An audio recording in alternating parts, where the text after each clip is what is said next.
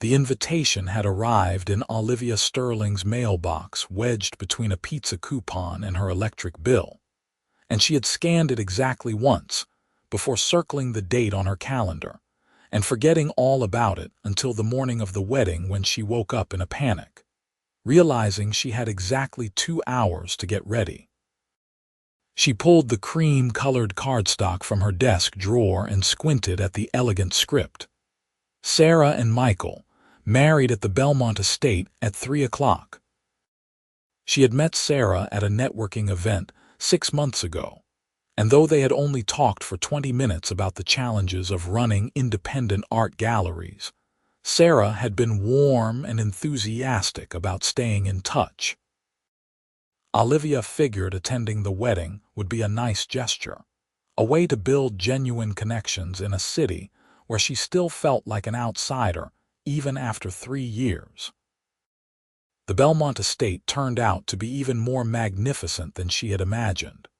All manicured gardens and stone architecture that looked like it had been transplanted from the English countryside.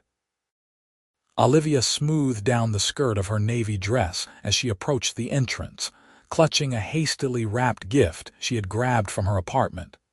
A young woman with a clipboard stood near the door, checking names. "Olivia Sterling," she said with a smile. The woman scanned her list, frowned, then scanned it again. "I'm sorry, I don't see your name here." Olivia's stomach dropped. "That's strange. I definitely RSVP'd. Is there another list?" The woman bit her lip, glancing toward the ceremony space where guests were already filing in. "You know what? It happens sometimes. Please, go ahead. I'm sure it was just an administrative mix-up." Relieved, Olivia hurried inside, following the flow of guests toward rows of white chairs arranged on a sprawling lawn. The ceremony hadn't started yet, but most seats were filled. She found an empty chair near the back and settled in, watching as a string quartet played something soft and romantic. The ceremony was beautiful. The bride looked radiant in her lace gown. The groom's eyes gleamed with tears as she walked down the aisle, and Olivia found herself surprisingly moved despite barely knowing the couple. When they kissed, the guests erupted in applause, and she clapped along with everyone else, feeling grateful she had made the effort to come. The reception was held in a grand ballroom inside the estate, with crystal chandeliers and floor-to-ceiling windows overlooking the gardens.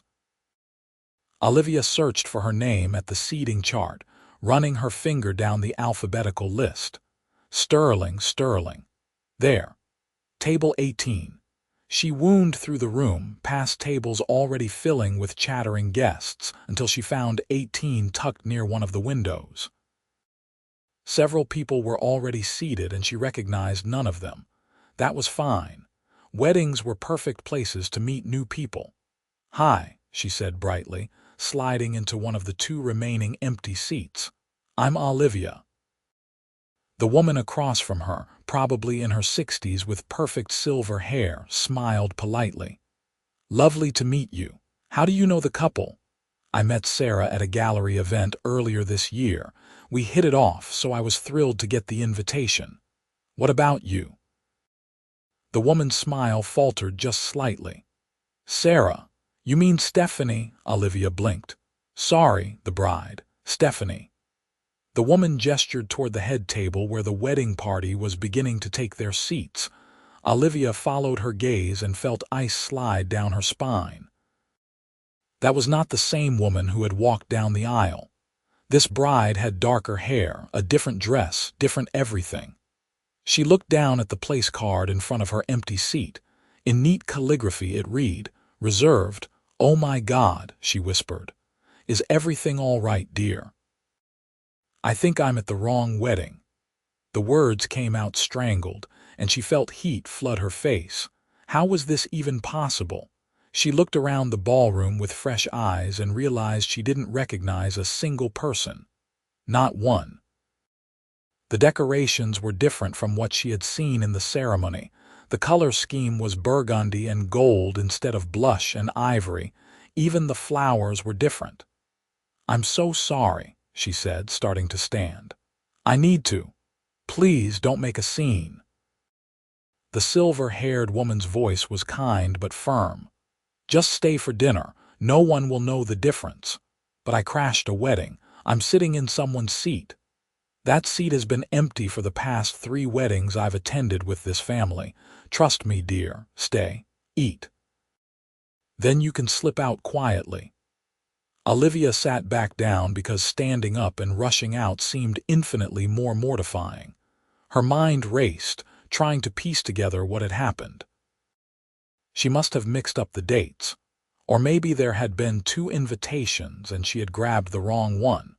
Or possibly she had hallucinated the entire thing because this could not be real life. The seat beside her remained empty as servers began bringing out the first course. Olivia picked at her salad, hyper-aware of every movement, certain someone would tap her on the shoulder and escort her out. The silver-haired woman, who introduced herself as Margaret, kept up a steady stream of pleasant conversation, asking about Olivia's work at the art gallery and sharing stories about her own daughter who had studied art history in Florence. Olivia was just beginning to relax, thinking maybe she could actually pull this off, when someone settled into the chair beside her. "Sorry I'm late," a deep voice said. "Got caught up on a call." She turned and found herself looking at one of the most striking men she had ever seen. He was probably in his early 30s, with dark hair that looked like he had run his hands through it repeatedly, sharp cheekbones, and intense gray eyes that were currently directed right at her. He wore his tuxedo like he had been born in it, and there was something about the way he carried himself that suggested he was used to being the most important person in any room. "No problem," Margaret said warmly. "Jackson, this is Olivia. Olivia, this is my nephew Jackson." Jackson extended his hand and Olivia shook it, acutely aware of how warm his palm was against hers. "Nice to meet you," he said, and then he did something unexpected. He stared at her, not a quick glance or a polite smile before turning away. He held her gaze for a beat too long, his eyes searching her face like he was trying to solve a puzzle. Olivia looked away first, her heart hammering. "You too." Throughout dinner, she could feel his attention on her, not constantly but in waves. She would be talking to Margaret or the man on her left, and she would sense Jackson's eyes on her profile. When she glanced over, sometimes he was looking at his phone or cutting his steak, but other times their eyes would meet, and he would hold her gaze again with that same intense focus. It was unnerving. It was also, if she was being honest with herself, thrilling. "So how do you know Stephanie and James?" Jackson asked during the main course, his voice casual but his posture angled toward her. This was it, the moment where her lie would unravel. Olivia took a sip of wine and made a split-second decision. "I'm actually not sure I do," she said. "I think I might be at the wrong wedding." Jackson's eyebrows rose. Margaret laughed. "She told us earlier, an honest mistake. You crashed a wedding." There was something in Jackson's voice that might have been amusement. "Accidentally," Olivia said quickly. "I had an invitation to a different wedding at a different estate, but apparently I got the details mixed up." By the time I realized, it seemed less embarrassing to just stay for dinner and slip out quietly. "That's bold," Jackson said, and now he was definitely smiling. "Most people would panic and run." "Oh, I panicked. Running just seemed like it would draw more attention." "Smart." He leaned back in his chair, still watching her. "What's your real name, since you're not actually on the guest list?" "It really is Olivia. Olivia Sterling." "Jackson Donnelly," he said, even though Margaret had already introduced them. "So, Olivia Sterling who crashes weddings. What do you do when you're not accidentally attending strangers' marriages?" "I run an art gallery in the city. Contemporary pieces, mostly emerging artists. What about you?" "Import-export business. Very boring compared to art." Margaret snorted. Jackson, you own half the shipping routes on the East Coast. Don't be modest. He shot his aunt a look that Olivia couldn't quite read, and Margaret just smiled serenely before turning to chat with the person on her other side. Olivia felt something shift in her understanding. Import-export business was one thing. Owning shipping routes was something else entirely. Your aunt seems to think highly of you, Olivia said carefully. My aunt thinks everyone in the family needs to brag about themselves more, Jackson replied. I prefer to let the work speak for itself. And does it speak for itself, loudly enough that I can take a Saturday evening off to attend my cousin's wedding? He paused, and sit next to interesting party crashers. Olivia laughed despite herself. I'm never going to live this down, am I? Not with me, no. The band started playing, and couples began moving toward the dance floor. Olivia watched them, feeling suddenly wistful. She had come here expecting to make polite small talk with acquaintances, maybe network a little, definitely not to feel this strange pull toward a man whose last name she had only learned 5 minutes ago. You want to dance? Jackson asked. The question caught her off guard. You don't have to do that just because we're sitting next to each other. That's not why I'm asking. His gray eyes were steady on hers. I'm asking because I want to dance with you. Her pulse jumped. Okay. The dance floor was crowded enough that they had to stand close together. Jackson's hand settled on her waist, and she rested her fingers on his shoulder, feeling the solid muscle beneath the tuxedo fabric. They moved easily together, like they had done this 100 times before, and Olivia found herself relaxing into the rhythm. So what was the other wedding? Jackson asked. The one you were supposed to attend. A woman named Sarah I met at a networking event.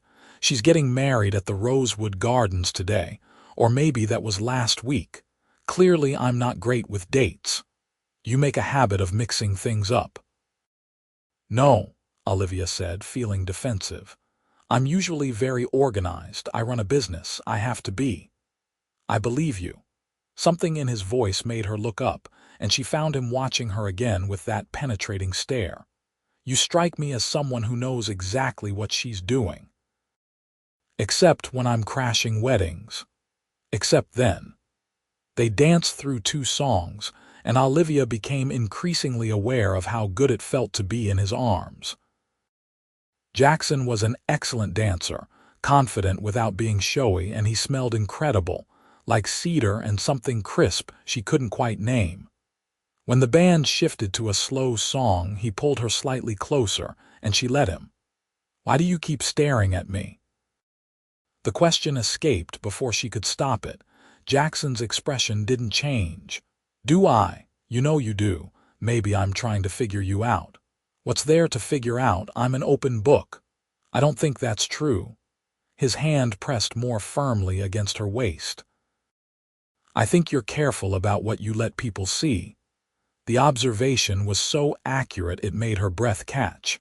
That's a bold assumption based on one dinner conversation. Am I wrong? She thought about her life in the city, the careful way she had built her gallery from nothing, how she kept people at a friendly distance because letting them in had burned her too many times before. No, she admitted. You're not wrong. See? I'm getting better at figuring you out already.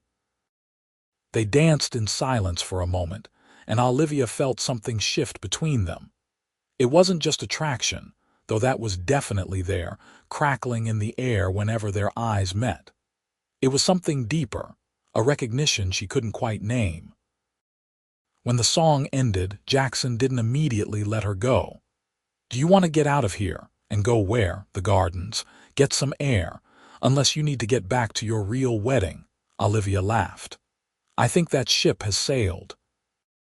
They slipped out through one of the floor-to-ceiling windows onto a terrace that overlooked the estate grounds. The sun was setting, painting everything in shades of amber and rose, and the air was cool against Olivia's skin after the warmth of the ballroom. Jackson shrugged out of his jacket and draped it over her shoulders without asking, and the gesture was so smooth and natural that she didn't think to protest. "Thank you," she said, pulling the jacket closer. It smelled like him. They walked down stone steps into the formal gardens, following a path lit by small lanterns.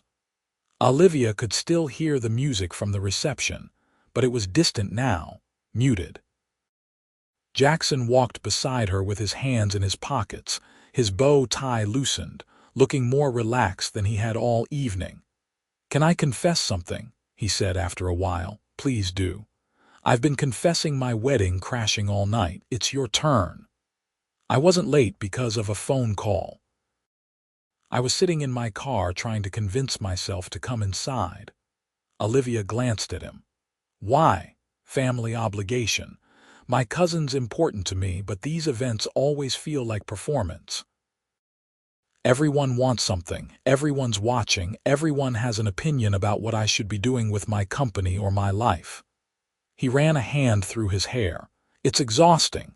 "That sounds lonely." "It is." He looked at her. "But this hasn't been, tonight I mean, sitting next to you." Her heart did a complicated flip in her chest. "Even though I'm a fraud who shouldn't even be here. Especially because of that. You're the only person in that room who isn't here because you have to be or because you want to be seen. You're here by accident, which means you're not performing. You're just you." The word settled over her like a blanket, warm and unexpected. "That's a nice way of looking at it. I'm good at finding silver linings. Comes with the territory of building a business from scratch. I thought you inherited your shipping empire." Jackson laughed. "Is that what Margaret made it sound like?" "No. My dad worked on the docks.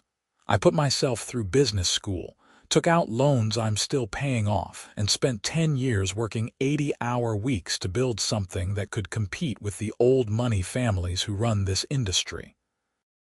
The empire part is very recent." Olivia stopped walking. "Then why did Margaret introduce you like you were born into it?" "Because that's what people want to believe. It's easier to accept someone at the top if you think they were always meant to be there. If you admit you clawed your way up, it makes people uncomfortable. They have to confront their own choices." She studied him in the fading light, this man who had seemed so confident and self-assured, and saw something else beneath the surface. Drive. Determination. The kind of hunger that came from having nothing and refusing to accept that as your fate. "I understand that," she said quietly. "My gallery was funded by credit cards and a very generous small business loan I'm still terrified of defaulting on. Every artist I take on, every show I curate, it's a risk. One bad quarter and I could lose everything. But you do it anyway. Because I love it. Because art matters. Because someone believed in me once when they didn't have to, and I want to do the same for other people." Jackson stepped closer to her.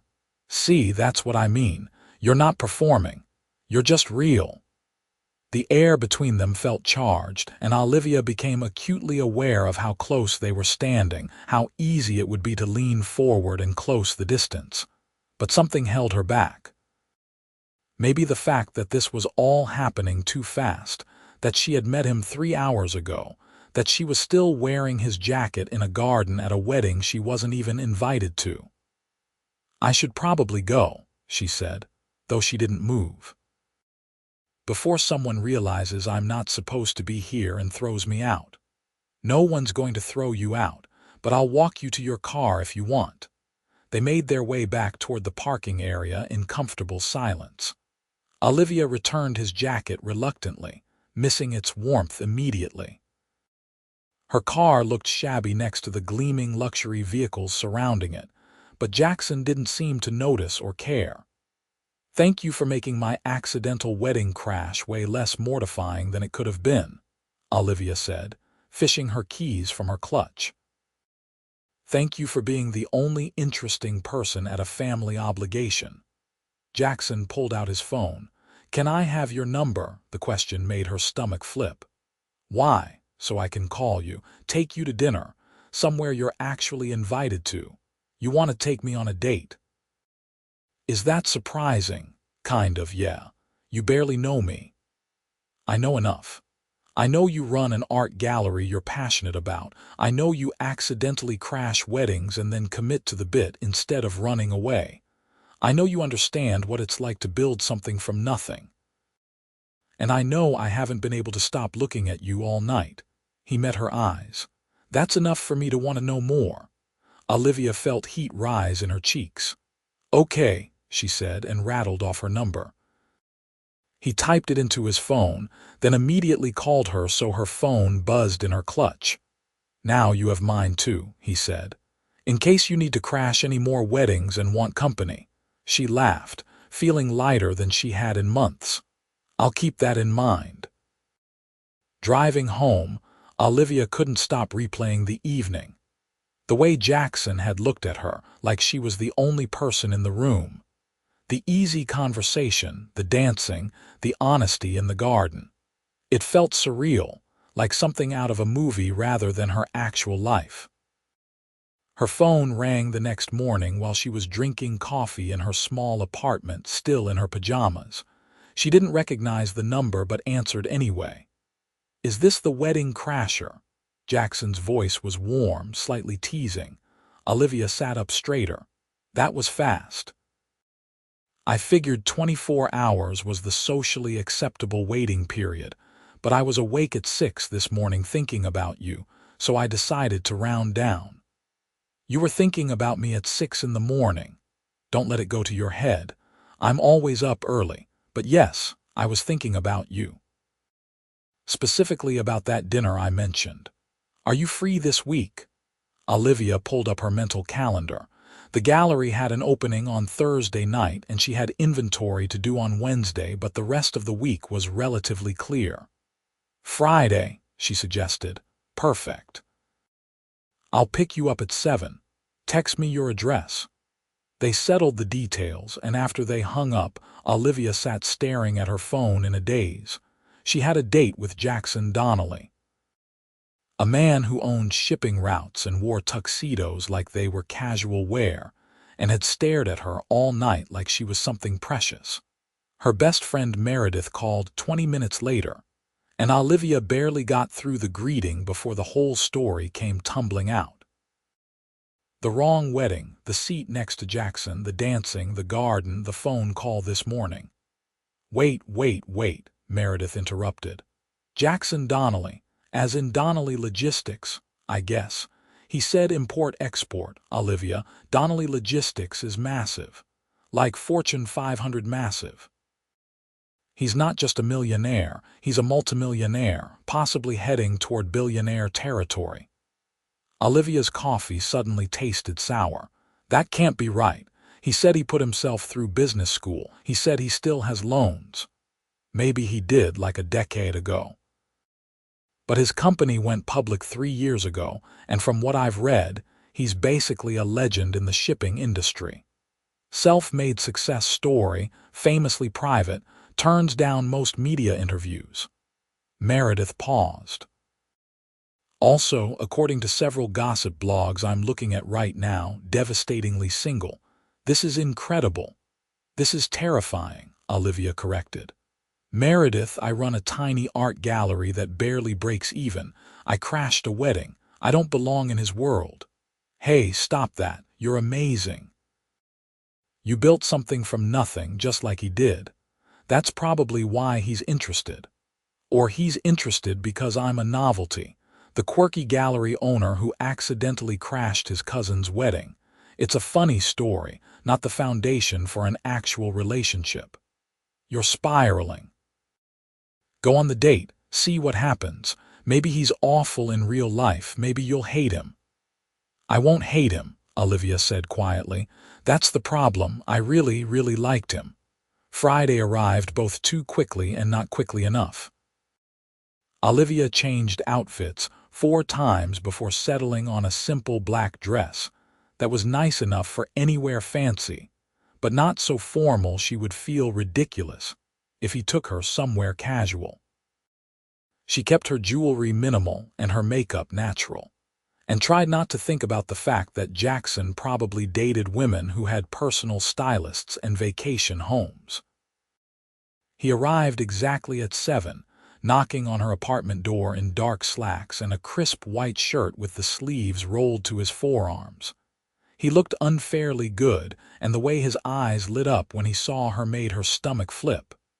"You look beautiful," he said simply. "Thank you. You clean up pretty well yourself." "I try." He offered his arm. Ready, the restaurant was intimate and elegant, the kind of place with soft lighting and excellent wine and a menu that didn't list prices. Olivia tried not to think about how much everything cost as they were led to a corner table with flickering candles. Jackson ordered wine with the easy confidence of someone who knew exactly what he wanted, and then turned his full attention to her. "Tell me about your gallery," he said. "What made you want to open it?" So she told him. About studying art history in college because it was the only thing that made sense to her. About working terrible retail jobs to save money. About finding a tiny space in a neighborhood that was just starting to gentrify and taking a leap of faith. About the first artist she had represented, a painter named Marcus, who created these huge, emotional abstracts that made people cry. About the thrill of connecting artists with collectors, of seeing someone fall in love with a piece, and knowing you had facilitated that moment. Jackson listened without interrupting, his gray eyes intent on her face, and Olivia found herself talking more than she usually did, sharing stories she normally kept close. He asked intelligent questions, seemed genuinely interested, and when the food arrived, they barely noticed because the conversation had taken on a momentum of its own. "Your turn," Olivia said, spearing a piece of perfectly cooked salmon. "Tell me about the shipping empire." Jackson leaned back in his chair. "What do you want to know?" "Everything, how you built it, what you actually do, why shipping of all things." "My dad worked on the docks my whole childhood," Jackson said. "Loading cargo, unloading cargo, 12-hour shifts in all weather. He'd come home exhausted, barely able to move, and I'd watch him and think there had to be a better way. Not just for him, but for the whole system. So I studied logistics, learned how supply chains worked, saw all the inefficiencies and bottlenecks. Started a small company doing local freight, then regional, then international. Now we handle everything from manufacturing to delivery for some of the biggest retailers in the country." "That's incredible. Your dad must be proud." Something flickered across Jackson's face. "He passed away 5 years ago. Heart attack. But yeah, I think he would have been proud. He got to see the company start to take off before he died." "I'm sorry," Olivia said softly. "Thank you. It's part of why I push so hard, you know. He spent his whole life breaking his back so I could have opportunities he never did. The least I can do is make the most of them." They talked through dinner and dessert, and by the time Jackson paid the check, Olivia realized hours had passed without her noticing. They walked to his car, a sleek black sedan that probably cost more than her yearly salary, and he opened her door before sliding into the driver's seat. "I don't want this to end yet," he admitted, glancing at her. "Is that too forward?" "No," Olivia said, her heart racing. "I don't want it to end either." They drove to the waterfront, where the city skyline reflected on the dark water in shimmering lines of light. Jackson parked and they got out, walking along a pier that extended into the harbor. It was late enough that the area was mostly deserted, just a few couples scattered here and there, lost in their own worlds. "This is one of my favorite places in the city," Jackson said. "When everything gets overwhelming, I come here. Reminds me why I do what I do. All those ships out there moving goods, connecting people, making the world a little smaller. My company is part of that. It must be satisfying," Olivia said, "knowing you're part of something that big." "Sometimes," Other times it's terrifying. One wrong decision, one missed opportunity, and I could lose everything I've built. But you don't let that stop you, neither do you. Your gallery is just as much a risk. It's not the same scale. Jackson turned to face her. Scale doesn't matter, risk is risk, fear is fear. You face it just like I do. Olivia looked up at him, at the way the lights from the city played across his features, and felt something slot into place. This wasn't just attraction. This was recognition. Two people who had fought for what they had, who understood the weight of building something from nothing, who weren't afraid to take leaps even when the ground beneath them felt unstable. "Can I kiss you?" Jackson asked quietly, her breath caught.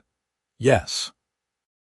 He cupped her face in his hands and kissed her slowly, thoroughly, like he had all the time in the world. Olivia's hands found his shoulders, steadying herself as the kiss deepened. He tasted like the wine they had shared and something that was uniquely him, and when they finally pulled apart, she was breathless. "Wow," she whispered. Jackson rested his forehead against hers. "Yeah." They stayed at the waterfront for another hour, talking and kissing and watching the ships move through the harbor. When Jackson finally drove her home, Olivia felt like she was floating. He walked her to her door, kissed her again, and made her promise to see him soon. "Tomorrow," he suggested. "I know it's fast, but I don't care." "Tomorrow," she agreed. They fell into a pattern over the next few weeks.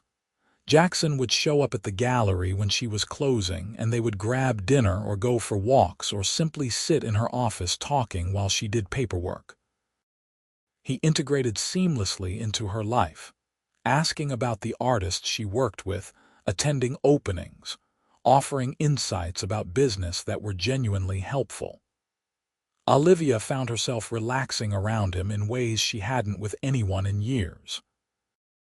She met more of his family at a Sunday brunch his mother insisted on. Margaret was there, along with Jackson's younger sister Alina and a handful of cousins.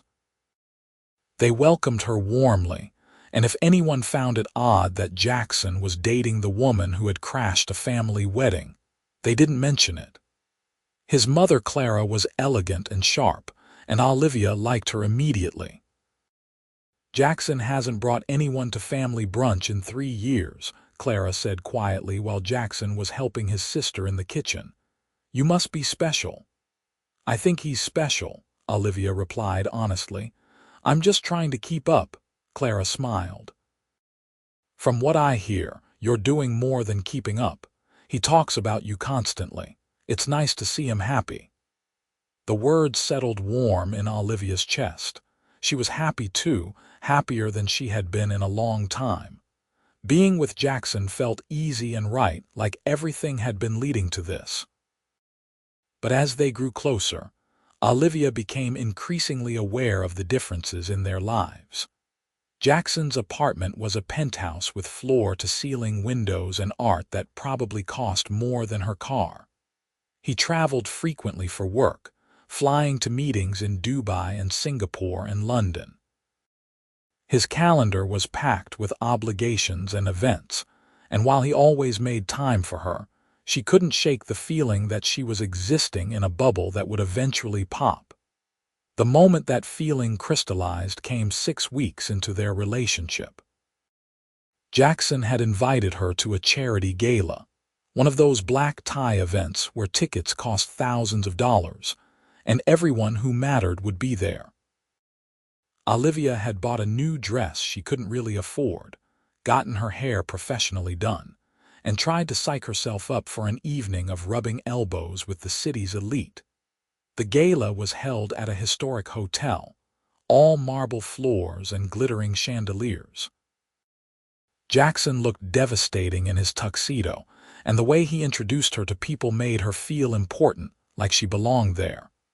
But as the evening wore on, Olivia couldn't ignore the looks, the raised eyebrows when she mentioned her gallery, the subtle dismissals when she tried to join conversations about investments and market trends, The way some of Jackson's business associates would address him while barely acknowledging her presence. She was standing alone near the bar, Jackson having been pulled aside by someone who wanted to discuss a potential partnership, when a woman in a diamond necklace that probably cost 6 figures approached her. "You're Jackson Donnelly's date," the woman said. It wasn't a question. "Yes." "Olivia Sterling." "I'm Victoria Ashford. My husband works with Jackson. You run an art gallery, is that right?" "I do. Contemporary art, emerging artists mostly." Victoria's smile was polite but cold. "How quaint. And you met Jackson at the Thornton wedding, I heard." Olivia's stomach sank. "Something like that. Funny story, everyone's been talking about it. The girl who crashed a wedding and somehow caught Jackson Donnelly's attention. Very Cinderella." The tone made it clear this was not a compliment. Olivia felt heat rise in her face. "If you'll excuse me," she said, and walked away before she said something she would regret. She found a balcony overlooking the city and stepped outside, needing air. The night was cool, and she wrapped her arms around herself, trying to steady her breathing. This was a mistake. She didn't belong in Jackson's world, and clearly everyone could see it. "There you are." Jackson appeared beside her, concern etched on his face. "I've been looking everywhere. Are you okay?" "I'm fine. Just needed some air." He studied her. "That's not true. What happened?" "Nothing happened. I just don't fit here, Jackson. Everyone can see it." "What are you talking about?" Olivia turned to face him. "Look around. These are your people. Business moguls and socialites and people who vacation in the Hamptons. I'm a gallery owner who crashed a wedding because I mixed up invitations. Victoria Ashford just called me Cinderella, and not in a nice way." Jackson's jaw tightened. "Victoria Ashford is a snob who married into money and thinks that makes her important. Who cares what she thinks? Everyone in there cares, and they're right. I don't know the first thing about your world. I don't know how to navigate these events or make small talk about market trends, or pretend I'm not intimidated by people whose net worth has more zeros than I can count. You think I care about any of that? I think eventually you will. I think eventually you'll realize I'm not the right fit, and this will fall apart, and I'll be left picking up the pieces." Jackson grabbed her hands. "Listen to me. I have spent the last 10 years surrounded by people who only care about money and status and what I can do for them. Every conversation is a transaction. Every relationship has an angle. And then I met you, completely by accident, and for the first time in years I didn't have to perform. I could just be myself. Do you know how rare that is? Jackson, I don't care that you don't know about market trends. I don't care that you haven't been to the Hamptons. I care that you're brilliant and passionate and kind. I care that you built something meaningful from nothing. I care that when I'm with you, I remember why I wanted to build this company in the first place. Not for status or money, but because I wanted to create something that mattered." Olivia felt tears prick her eyes. "I'm scared. This is all happening so fast, and I'm terrified I'm going to mess it up." "You're not going to mess it up. We're not going to mess it up." He pulled her close, wrapping his arms around her. "I'm falling in love with you, Olivia. I know it's soon, and maybe that scares you, but it's the truth. And I need you to know that you're enough exactly as you are." The words broke something open in her chest. "I'm falling in love with you too," she whispered. "That's why I'm so scared." Jackson kissed her forehead, her cheeks, her lips. "Then be scared, but don't push me away because of it." They left the gala early and went back to Jackson's apartment. They made love for the first time that night, slow and tender and full of whispered promises. Afterward, lying in his arms with the city lights spilling through the windows, Olivia felt the fear recede. Not gone entirely, but manageable. Because what they had was real, and that was worth fighting for. The next few months were a blur of happiness. Jackson made space in his closet for her clothes, gave her a key to his apartment, started referring to her as his girlfriend with a possessive pride that made her heart swell. Olivia introduced him to her artists, and he bought 3 paintings from an up-and-coming sculptor she had been championing. The money helped keep the gallery afloat during a slow season, but more than that, his faith in her judgment meant everything. They navigated their different worlds by creating a third space that belonged to just them. Quiet dinners at home. Weekend trips to small coastal towns where no one knew who Jackson was. Long conversations about their dreams and fears and all the small details that made up a life. Olivia learned that Jackson was terrible at cooking but excellent at cleaning, that he had a secret weakness for terrible action movies, that he called his mother every Sunday without fail. Jackson learned that Olivia sang in the shower, that she stress-baked when the gallery was struggling, that she had a scar on her knee from falling off her bike when she was 8. There were challenges. Jackson's work took him away frequently, and Olivia hated the empty nights when he was overseas. Her gallery hit a rough patch when one of her major artists accepted representation with a bigger, more established dealer. They had fights about money, about time, about the small ways their lives didn't quite mesh. But they always came back together, always talked it through, always chose each other. 8 months after they met, Jackson proposed. Not at a fancy restaurant or during a grand gesture, but on a random Tuesday evening when they were cooking dinner together in his kitchen. Olivia was chopping vegetables, and Jackson was supposedly making pasta sauce, but when she looked over, he was down on one knee with a ring box in his hand. "What are you doing?" she asked, her heart stopping. "What does it look like I'm doing?" Jackson's voice was steady, but his eyes were nervous. "Olivia Sterling, you crashed into my life completely by accident, and I have spent every day since falling more in love with you. I don't want to do any of this without you. The business, the family dinners, the quiet Tuesday nights. I want all of it forever with you. Will you marry me?" Olivia dropped the knife and sank to her knees in front of him. "Yes. Oh my God, yes." He slid the ring onto her finger and it fit perfectly, a simple diamond that caught the light and threw rainbows across the kitchen walls. They kissed, laughing and crying, and the pasta sauce burned on the stove, but neither of them cared. They got married 6 months later in a small ceremony at the Belmont estate, the same place where they had met. It felt right, coming full circle. Margaret cried through the entire ceremony. Clara gave a toast about how Olivia was the daughter she had always wanted. Meredith told embarrassing stories about Olivia's dating history that made everyone laugh. And Jackson looked at Olivia like she was the only person in the world.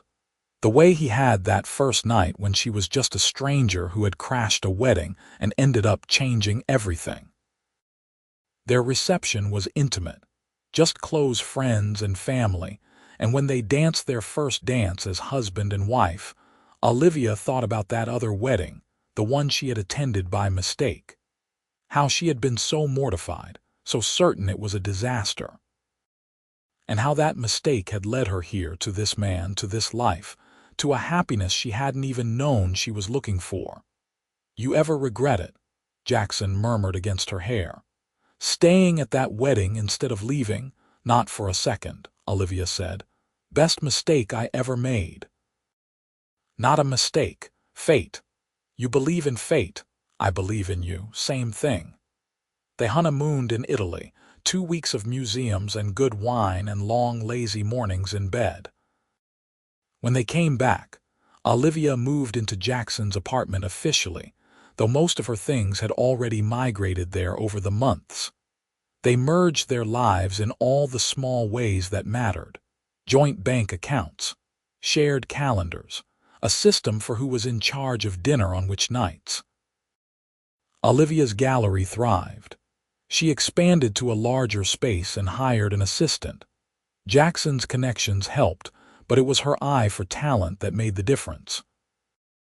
She represented artists who went on to show in major museums, sold pieces to collectors around the world, built a reputation as someone who understood contemporary art in ways that mattered.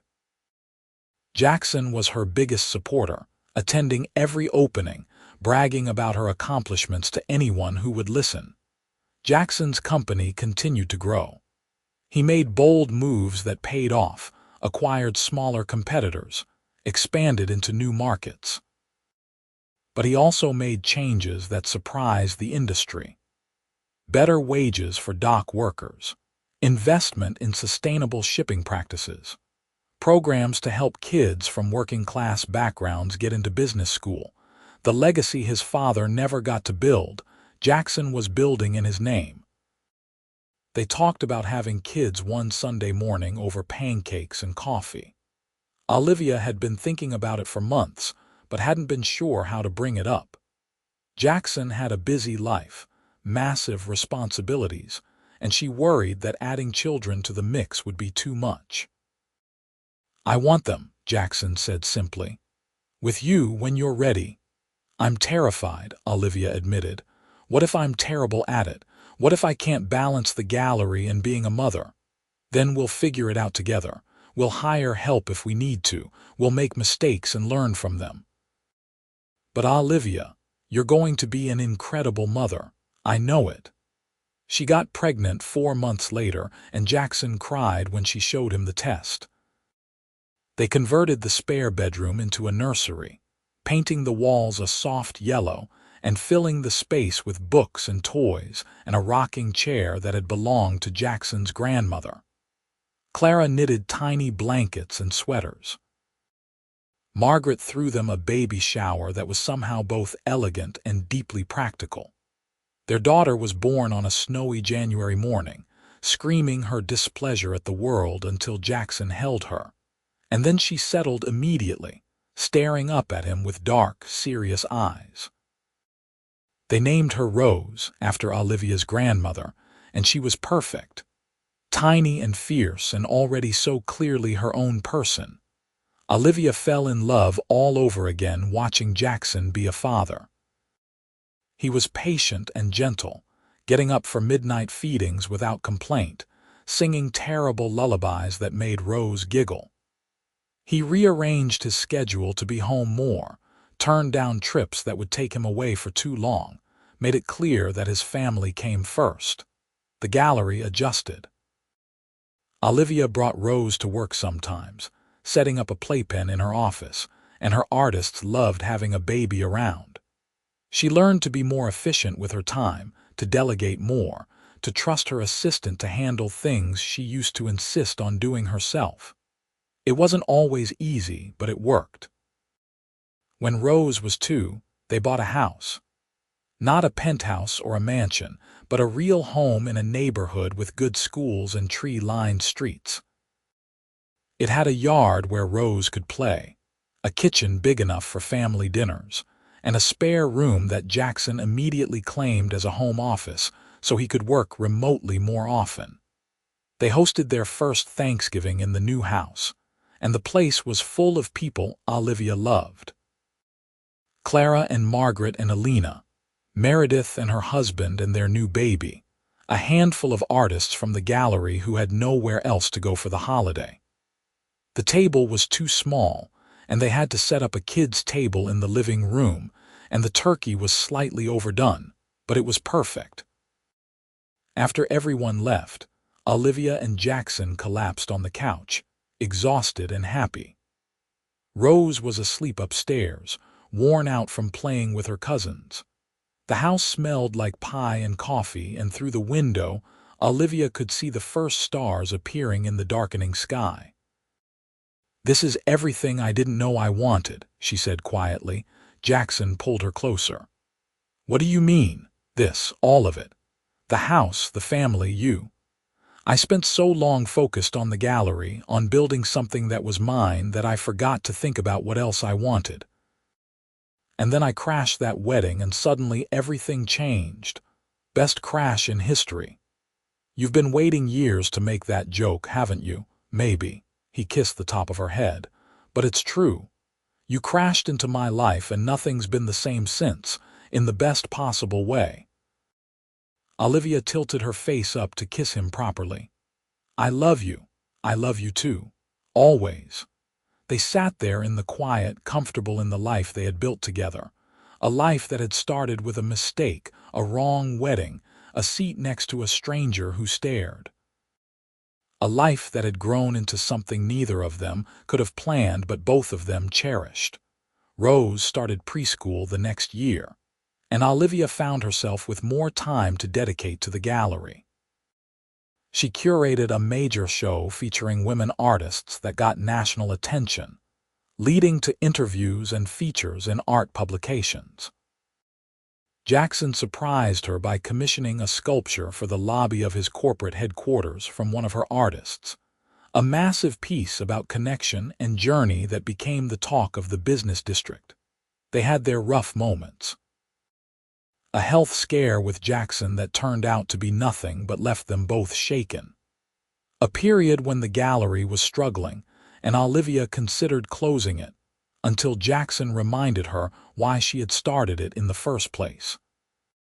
Arguments about work-life balance, about how to raise Rose, about the normal friction points that come with building a life together. But they always came back to each other. Always chose love over pride, understanding over being right, partnership over independence. It wasn't perfect, but it was real, and that mattered more than anything. When Rose was 5, she asked how Mommy and Daddy met. They were sitting at dinner, and she had that serious look on her face that meant she was thinking hard about something. Olivia and Jackson exchanged glances, and Olivia couldn't help but smile. "I went to a wedding," she said. "Did you marry Daddy there?" "No, sweetie. I went to the wrong wedding by accident and Daddy happened to be there." Rose's eyes went wide. "The wrong wedding?" "How did you go to the wrong wedding?" Jackson laughed. "It's a long story. But basically, Mommy made a mistake, and that mistake meant I got to meet her. Sometimes the best things in life come from accidents." "Like me?" Rose asked. "No, baby, you weren't an accident," Olivia said quickly. "You were very much wanted and planned. But meeting Daddy was an accident, and it was the best thing that ever happened to me." Rose seemed satisfied with this answer and went back to her chicken nuggets. But that night, after she was asleep, Olivia found herself thinking about that evening so many years ago. How nervous she had been. How mortified when she realized her mistake. How Jackson had stared at her like he was trying to memorize her face. "You remember what you were thinking?" she asked Jackson as they got ready for bed. "That first night when you kept staring at me," Jackson paused, toothbrush in hand. "I was thinking you were the most interesting person I'd seen in years. You were obviously uncomfortable but trying to hide it. You were genuine with my aunt when most people just kiss up to the family. And you had this light in your eyes when you talked about your gallery, like you could see something the rest of us couldn't. I wanted to know everything about you. You got your wish." "I did." He rinsed his mouth and came to stand behind her at the mirror, wrapping his arms around her waist. "And I still want to know everything. Every day I learn something new about you, and every day I fall a little more in love." Olivia leaned back against him, studying their reflection. They had both changed since that wedding. A few more lines around their eyes, a few gray hairs starting to show. But the way they looked at each other was the same. That intensity, that recognition, that absolute certainty that they were exactly where they were supposed to be. "Promise me something," she said. "Anything. When we're old and gray and Rose has kids of her own, we'll go back to the Belmont estate, just the two of us, and we'll dance in that garden like we did the night we met." Jackson turned her around to face him. "I promise. Though I'll probably have bad knees by then." "I'll have bad knees too. We can hobble together." They kissed, slow and sweet, the kind of kiss that came from years of knowing each other, of choosing each other every single day. And Olivia thought about fate and accidents and wrong weddings that turned out to be exactly right. Years passed in the beautiful, mundane way that years do when you're happy. Rose grew into a smart, confident kid who loved art like her mother and had her father's head for business. The gallery became a fixture in the art world, known for launching careers and taking risks. Jackson's company continued to thrive, but he stepped back from day-to-day operations to focus on mentorship and philanthropy, using his success to create opportunities for others. They took family vacations to museums and beaches and mountains. They had movie nights where they let Rose pick terrible animated films. They hosted dinner parties and went to galas and lived the kind of life that looked perfect from the outside, but was actually just two people working really hard to build something meaningful together. On their 10th wedding anniversary, Jackson took Olivia back to the Belmont estate. Rose was spending the weekend with Clara, and they had the evening to themselves. The estate looked exactly as it had that first night, all elegant architecture and manicured gardens, and Olivia felt a wave of nostalgia so strong it almost knocked her over. "You okay?" Jackson asked, squeezing her hand, just remembering. That night I was so sure I had ruined everything. I was mortified. And I was mesmerized. They walked through the gardens as the sun set, retracing the path they had taken a decade earlier. The lanterns were lit, casting the same warm glow. The music from someone else's wedding drifted on the evening air. When they reached the spot where Jackson had first kissed her, he stopped. "Dance with me," he said, pulling out his phone and queuing up the song that had been playing at their first dance. Olivia laughed. "You're such a romantic." "Only for you." They swayed together in the fading light, and Olivia realized this was everything she had ever wanted. Not the fancy house or the successful gallery or even the perfect family.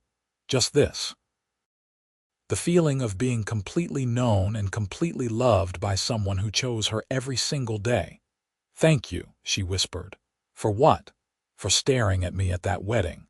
For not letting me leave, for asking for my number, for every single choice you made that led us here." Jackson pulled back to look at her.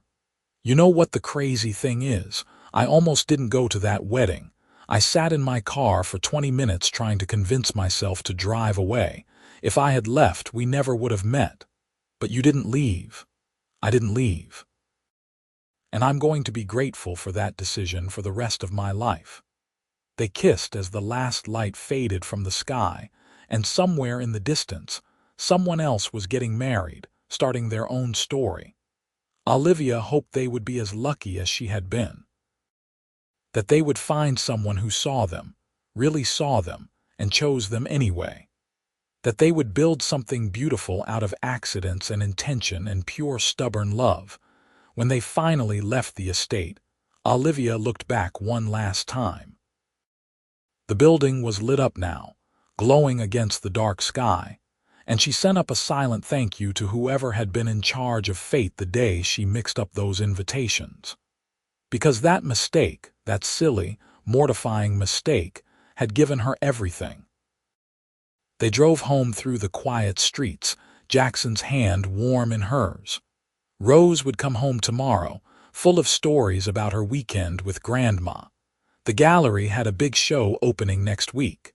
Jackson had board meetings and conference calls. Life would continue in all its beautiful, chaotic complexity. But tonight, it was just the two of them, connected by a thread that had been spun a decade ago in a moment of confusion and chance. A thread that had held strong through challenges and changes, and all the ordinary magic of building a life together. Olivia looked at her husband, at the man who had stared at her across a wedding table like she was something precious, and felt her heart swell with gratitude. For wrong invitations and right moments, for accidents that became destiny, for love that started with a stare and grew into something infinite. "I love you," she said, because some truths never got old. Jackson brought her hand to his lips and kissed her knuckles. "I love you too."